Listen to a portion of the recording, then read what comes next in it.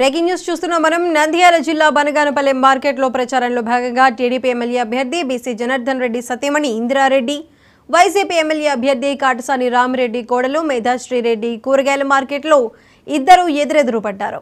కూరగాయల మార్కెట్లో ఏం జరిగిందో ఏమో తెలియదు, కానీ పరస్పరం వైసీపీ కార్యకర్తలు, టీడీపీ కార్యకర్తలు ఒకరిపైన ఒకరు దాడులు చేశారు. ఈ దాడులతో కూరగాయల మార్కెట్ ప్రాంతంలో భయానక వాతావరణం నెలకొంది. మార్కెట్ వ్యాపారులు ప్రాణాలను అరచేతిలో పెట్టుకుని పరుగులు తీశారు.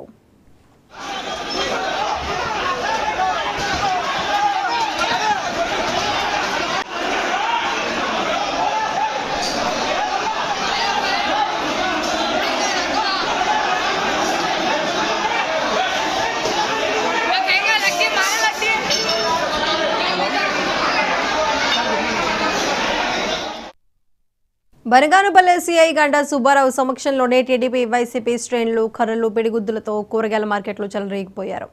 మార్కెట్కు వచ్చిన వ్యాపారస్తులు, వినియోగదారులు ప్రాణాలు అరచేతిలో పెట్టుకుని భయంతో పరుగులు తీశారు. ఈ సమాచారం తెలుసుకున్న పోలీసులు వెంటనే సంఘటనా స్థలానికి చేరుకున్నారు. అటు వైసీపీ, ఇటు టీడీపీ వర్గీయులను చెదరగొట్టారు.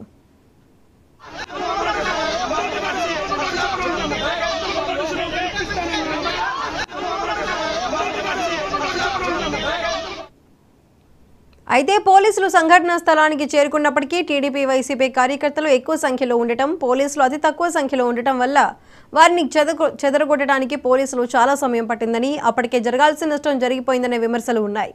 బనగానపల్లె సిఐ గంటా సుబ్బారావు కళ్ళెదుటనే వైసీపీ, టీడీపీ కార్యకర్తలు పొళ్ళు కొట్టుకోవటం, తన్నుకోవడంతో కూరగాయల మార్కెట్లో ఉన్న వారంతా ఆశ్చర్యపోయారు.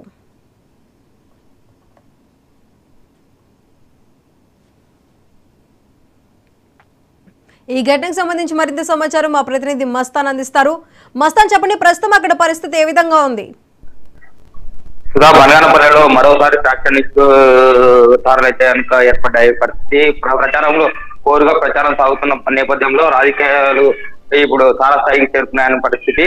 అదేవిధంగా కొద్ది రోజుల్లో ఓటింగ్ పరిస్థితి ఉన్న నేపథ్యంలో ఈరోజు ప్రచారంలో భాగంగా ఇద్దరు వైసీపీ భార్య, YCP TDP incharge BC Janardhan Reddy గారి భార్య ఇందిరారెడ్డి మరియు వైసీపీ కాటసాని రామిరెడ్డి కోడలు మేధాశ్రీ రెడ్డి ఇద్దరు ఎదురెదురుగా మార్కెట్ లో, కూరగాయల మార్కెట్ లో అయితే కనుక ప్రచారం సాగించడం జరిగింది.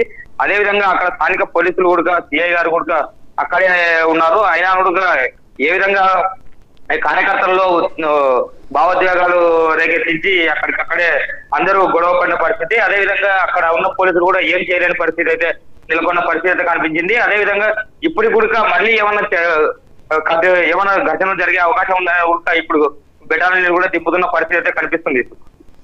మస్తాన్, అక్కడ ఉన్న ఆందోళనకర పరిస్థితులకు సంబంధించి పోలీసులు ఎటువంటి చర్యలు తీసుకోబోతున్నారు? ఇక్కడైతే కనుక ఇప్పుడు ఈ ఇంతటితో తగ్గుతుంది. గతంలో కూడా చాలా సార్లు ఇక్కడ ఘటనలు అయితే చోటు చేస్తున్న పరిస్థితి అయితే ఉంది. అదే కాక బెటాలియన్ ని దింపి కూడా ఇప్పటికే పర్యవేక్షిస్తున్న పరిస్థితి. అదే ఇక్కడ ఎగ్జిట్ పోల్ కూడా ప్రశాంతంగా జరిగే పరిస్థితి లేదు. అందుకోసమే ఎక్స్ట్రా ఫోర్స్ కూడా సిఐ గారు పెట్టుకున్న పరిస్థితి అయితే ఉంది. ఆ నేపథ్యంలోనే ఇప్పుడు మళ్ళీ ఘటన చోటు చేస్తున్నది కాబట్టి ఇంకా ఫోర్స్ ను పెంచుకునే అవకాశం ఉంది. Right Mastan, thank you.